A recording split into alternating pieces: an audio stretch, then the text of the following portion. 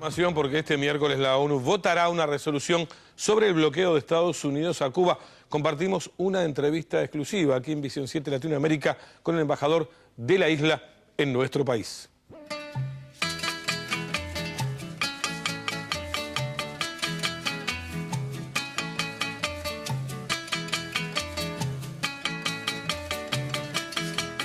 Este es el bloqueo más extenso, más largo, más injusto, más criminal que se ha desatado nunca antes contra un pequeño país.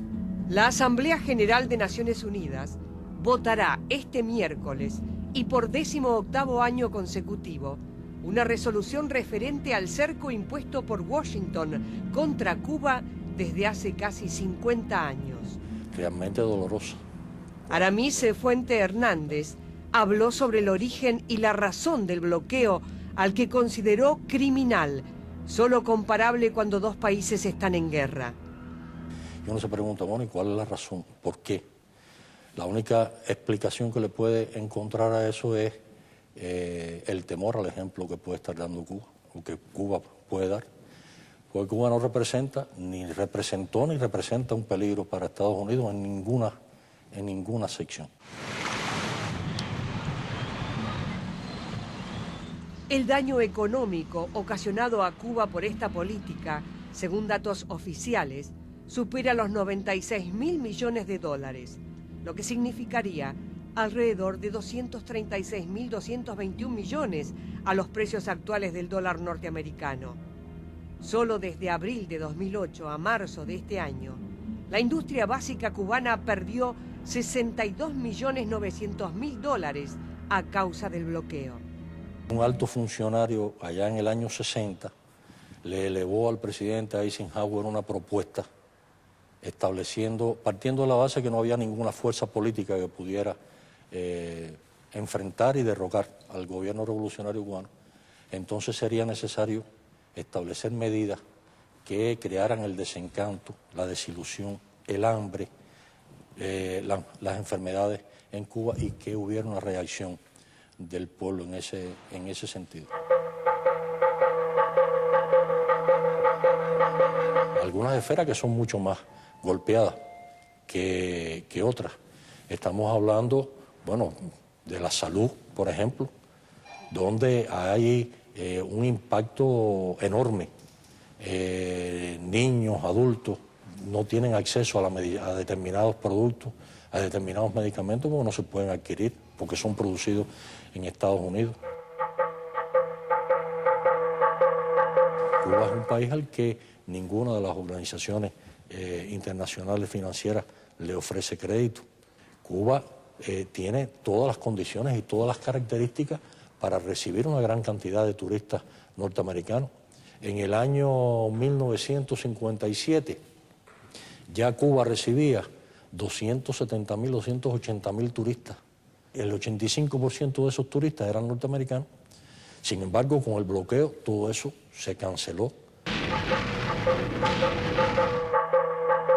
Y en estos 50 años nuestro pueblo ha sido víctima de innumerables acciones que van desde el fomento de bandas contrarrevolucionarias que se financiaron, se organizaron, se armaron incluso en el propio territorio norteamericano y se trataron de desarrollaran sus acciones en territorio cubano.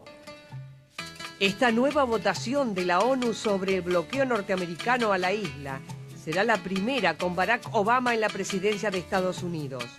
Una gestión que intenta flexibilizar las restricciones, aunque lentas e insuficientes, a juicio del representante del gobierno cubano.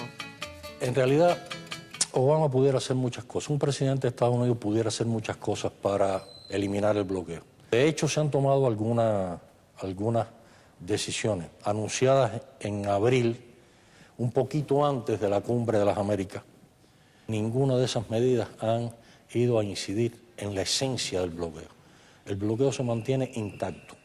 Los conceptos y los mecanismos establecidos en esa medida extrema que caprichosamente y testarudamente se mantiene por Estados Unidos contra el pueblo cubano, no ha variado. De hecho, el vicepresidente de Estados Unidos, por ejemplo, dijo que hay que mantener el bloqueo como una medida de presión sobre el pueblo cubano. ¿De presión para qué y por qué? Para imponerle un concepto desde fuera al país. Eso no lo admitimos ni lo vamos a admitir. Durante el diálogo exclusivo con Visión 7, el embajador de Cuba en nuestro país reiteró que la política de bloqueo no es un asunto bilateral.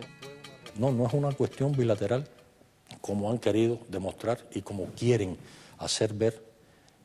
Es una medida que tiene un carácter muy fuerte extraterritorial, porque aplica hacia terceros países y le aplican los elementos de estas medidas a empresas en terceros países o a sucursales de empresas norteamericanas. De hecho, cualquier buque de cualquier lugar del mundo que toque puertos cubanos, hasta 6 meses después, hasta 180 días después, no puede tocar puertos norteamericanos. 185 votos a favor. Desde 1991, el bloqueo recibió una creciente condena de los integrantes de la ONU. Repudio que el año pasado provino de 185 estados y solo 3 en contra. Este año se espera una nueva resolución que condene el cerco económico, comercial y financiero de los Estados Unidos contra Cuba. Mira, nuestro pueblo ha resistido estos 50 años y está preparado para resistir más tiempo.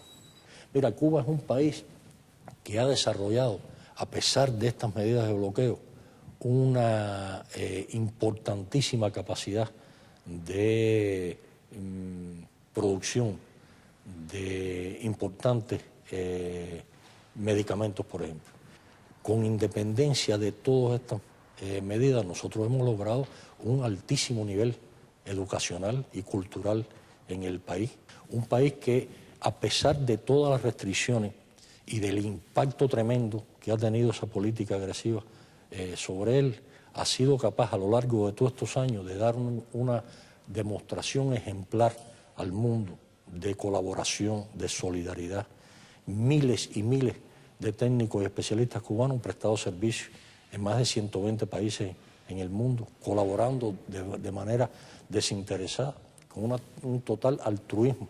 Se ha desarrollado una idea tan importante como es la Escuela Latinoamericana de Medicina, que ha formado ya a miles de jóvenes de América Latina y el Caribe y de otras partes del mundo como médicos.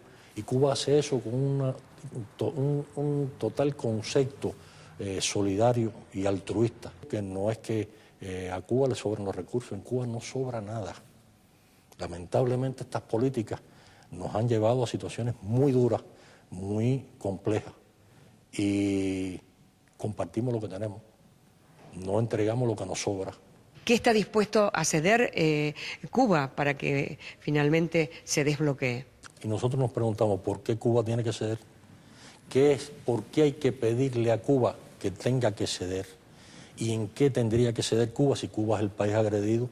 Cuba no ha bloqueado a Estados Unidos, Cuba no le ha impedido a Estados Unidos que comercie con el exterior, Cuba no le ha establecido acciones terroristas a Estados Unidos, Cuba no ha atacado a Estados Unidos ni representa un peligro para Estados Unidos, ha sido al revés.